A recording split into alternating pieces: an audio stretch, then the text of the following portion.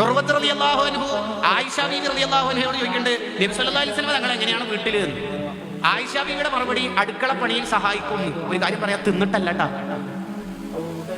അടുക്കളപ്പണിയിൽ സഹായിക്കും. 2 ബക്കറ്റ് പൊട്ടിയാൽ ശരിയാക്കും. 3 ചെരുപ്പ് തുന്നിത്തരും. 4 ആടിനെ കറന്നിട്ട്, ആടിനെ കറന്നു തരും എന്നല്ല പറയണത്, ആടിനെ കറന്നിട്ട് ആയിഷ ബീവിനോട് പറയും, എത്ര ആയിഷു നീ കുടിക്കും. ആയിഷു എന്നാ പറയും, വിളിക്കലേട്ടാ, അങ്ങനത്തെ ഒന്നും വിളിയില്ല, ആയിഷു എന്നാ വിളിക്കുക, സ്നേഹമസൃണമായ വിളി. എന്നിട്ട് കുടിപ്പിക്കും. കുടിച്ചതിന് ശേഷം ആയിഷ ബീവിനോട് ആ ഗ്ലാസ് വാങ്ങിയിട്ട് തങ്ങൾ ഇങ്ങനെ ഗ്ലാസ് ഇങ്ങനെ കറക്കും, യദൂറും. എന്നിട്ട് ആയിഷ ബീവി ചുണ്ട് വെച്ച സ്ഥലത്ത് നോക്കി തങ്ങൾ കുടിക്കും. ആര്?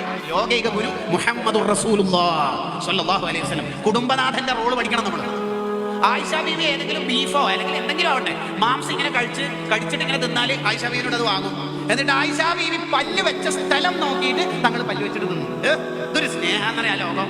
എന്തൊരു റൊമാൻറ്റിക് ലൈഫാ ഒരു മുഅ്മിന്റെ ജീവിതത്തിൽ ഉണ്ടാവേണ്ടത്. റൊമാൻറ്റിക്കിന് തേടി വേറെ എവിടെയും പോകണ്ടില്ല. ഇസ്ലാം പറഞ്ഞതുപോലെ നമ്മൾ ദാമ്പത്യ ജീവിതം നയിച്ചാൽ മതി.